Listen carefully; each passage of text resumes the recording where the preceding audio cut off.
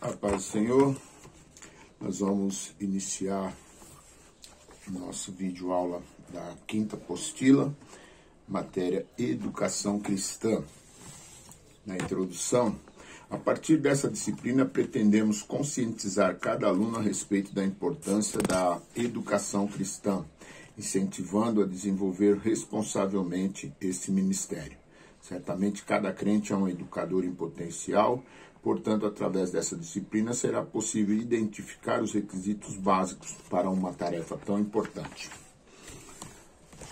Ministério educacional na igreja. É inegável a necessidade de se implementar a educação cristã como meio de instruir o povo de Deus para que cheguem ao pleno conhecimento da verdade e à medida da estatura completa de Cristo. A educação cristã foi primeiramente desenvolvida por nosso Senhor Jesus Cristo, ordenando depois aos cristãos que levassem a cabo essa preciosa tarefa. A seguir, veremos o que é educação cristã, seus objetivos e os compromissos para a igreja que dela advém. O que é educação cristã? Existe uma educação que forma, molda, controla, acomoda, e outra que liberta, incita a autoiniciativa, o autocontrole, a autoavaliação. O conceito, etimologicamente, a palavra educação se origina da forma verbal latina do care, conduzir para fora.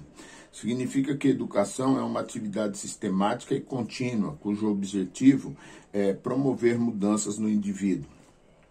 A obra da educação é desenvolver uma consciência crítica, ou seja, aquela que examina os fatos com profundidade, que busca os princípios causais autênticos, é livre de preconceitos e assume uma responsabilidade. Aceita o diálogo novo, assim como o velho, na medida em que são válidos.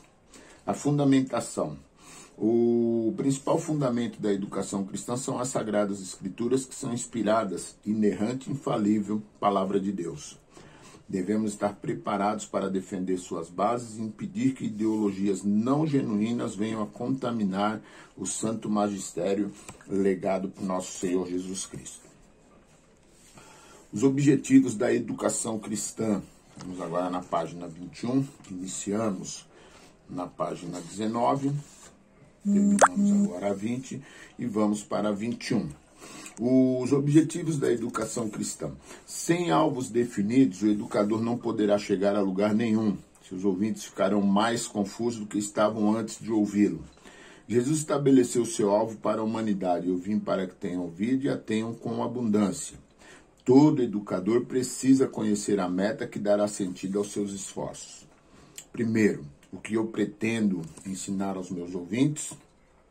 Segundo, como ensinar de modo a atingir o alvo. E terceiro, por que eu vou ensinar. Os compromissos da igreja com a educação cristã. Em vista da nossa grande responsabilidade, porque a quem muito foi dado, muito será cobrado, e considerando a infalibilidade da palavra de Deus, a nossa vocação, a urgência nesses últimos dias em que se proliferam as heresias, devemos firmar compromisso perante Deus com o ministério da educação cristã. Página 23, o Departamento de Educação Cristã. Esse departamento é de extrema importância e não deve ser negligenciado em hipótese alguma. Infelizmente, muitos não valorizam a necessidade de um departamento de educação cristã em suas igrejas, mas para que isso seja mudado, destacamos abaixo os objetivos e compromissos do departamento de educação cristã. Objetivos do departamento de educação cristã. Primeiro, formação de discípulos. Segundo, B, formação de professores. E terceiro, formação de obreiros. Esse é um projeto para ser instituído na igreja. Os compromissos do Departamento da Educação Cristã. Ensinar, A, repreender, B, e C, corrigir. Elementos indispensáveis no ensino. Antes de iniciarmos a tarefa do ensino, seja por meio de estudo, de pregação, da música, da dramatização ou qualquer outro, devemos imediatamente perguntar a nós mesmos: é de conteúdo bíblico? Tem a confirmação do Espírito Santo? Foi regado com oração? Somente depois dessas interrogações sinceras é que podemos prosseguir nesta árdua tarefa da educação cristã. A inspirada palavra de Deus. A autenticidade daquilo que está sendo ensinado na igreja, se é realmente bíblico, será comprovada a partir das seguintes observações. A. Quanto à veracidade do conteúdo. B. Quanto à fidelidade daqueles que estão ensinando. E C. Quanto à receptividade dos que estão sendo ensinados. O Espírito Santo atua no ministério espiritual, discerne as coisas espirituais, perscruta o interior do homem, auxilia na educação cristã. A oração. Devemos orar seguindo o exemplo do Senhor Jesus. Devemos orar porque é um mandamento. E devemos orar porque é uma maneira de preparar o nosso espírito. O ensino no Antigo Testamento. Seria um erro imperdoável tentar estudar a educação cristã sem antes considerar a educação religiosa que a precedeu, isso é, a educação dos hebreus no Antigo Testamento. Todas as grandes ideias associadas com o Antigo Testamento, revelação, profecia, sacrifício, ritos, a presença, o poder de Deus, etc., de uma forma ou de outra estão relacionados com o sistema educacional dos israelitas, o povo escolhido por Deus. Portanto, essas ideias se relacionam também com nossos propósitos na educação cristã, para nós que somos um novo Israel. E Avery, educador cristão norte-americano, afirmou o seguinte: uma história da educação verdadeiramente cristã indica, através dos tempos, o desenvolvimento da educação que começou com Deus, continuou a centralizar-se em Deus e agora se propaga sob a direção de Deus. Parece, pois, que o estado da educação cristã não deve começar com uma história mais recente do que a do antigo Israel. Início da educação em Israel. Em família, iniciava-se em família, na responsabilidade paterna, na responsabilidade materna. Os centros de educação em Israel. O templo, a sinagoga e as escolas de profetas. Propósitos da educação em Israel: transmitir a herança histórica, instruir na conduta ética e assegurar a presença de Deus e sua adoração. Ministério do ensino na vida de Jesus. A principal ocupação do mestre Jesus foi o ensino. Algumas vezes operou milagres, pregou frequentemente, mas foi sempre o mestre. Ele fez do ensino o agente principal da redenção. O valor do ensino para Jesus. Em Nazaré, vamos antes aqui, Jesus foi chamado nos evangelhos de rabi, mestre ou similares. Pelo menos 60 vezes, isso mostra a grande ênfase que deu ao ministério do ensino. Em Nazaré, não pregou, não operou milagres, mas não deixou de ensinar. B. Só multiplicou o pão terreno, depois de ter alimentado a multidão com o ensino da palavra de Deus. C.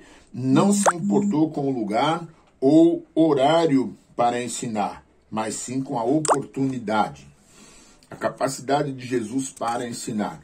A palavra que deu o título a Jesus, Cristo, no grego é didaskalos, que é o equivalente de rabi, mestre ou professor. Jesus é um mestre vindo da parte de Deus. Ele é 100% aquilo que ensinou.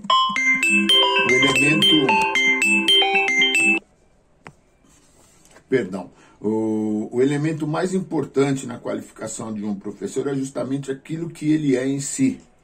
Na verdade, que um exemplo vale por 100 mil conselhos. Aquilo que você troveja tão alto que eu não posso ouvir, aquilo que você é troveja tão alto que não posso ouvir o que você diz. Isto é, o que mais importa não é o que aprendemos, e sim com quem aprendemos. Isso é seríssimo. Jesus foi a encarnação viva da verdade. Ele mesmo afirmou, eu sou a verdade. B. Ele viu no ensino a gloriosa oportunidade de formar ideais. E C. Ele conhecia aquilo que ensinava, as escrituras. D. Ele dominou a arte de ensinar.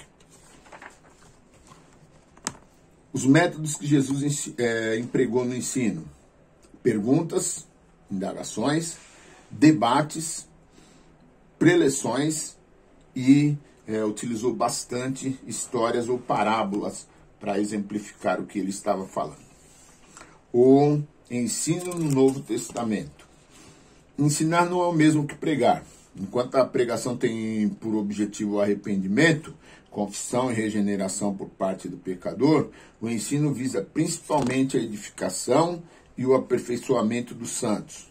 A seguir veremos alguns aspectos do ensino bíblico à luz do Novo Testamento, ou seja, as qualidades de quem ensinava, a pessoa onde ensinavam, o local, o que ensinavam, o objeto do ensino e por que ensinavam, qual era o propósito do ensino. As qualidades de quem ensinava. A. Conduta irrepreensível. B. Aptidão para o ensino. O local do ensino: nas casas, nos templos, nas casas e nos templos. Né? Esses dois. O objeto do ensino. Primeiro, Jesus Cristo.